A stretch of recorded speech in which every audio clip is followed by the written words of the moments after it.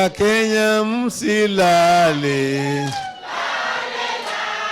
Wakenya msilale, bado mapambano.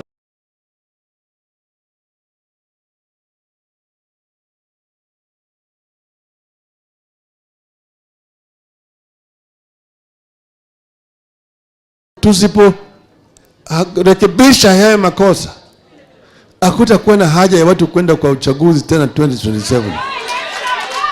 We must refuse to accept.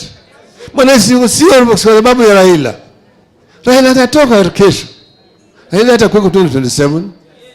Anaweza kuwa hayuko.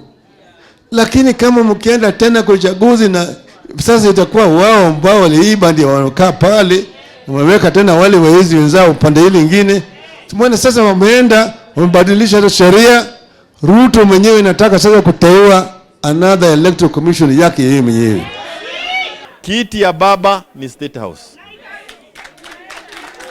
Na ndio nasikia kwa sababu wanastuka wanaanza kusema tunataka kutengeneza kiti ya opposition. Tunajua kiti yetu pali iko. Hii ya Kamkunja juzi ni kionjo tu.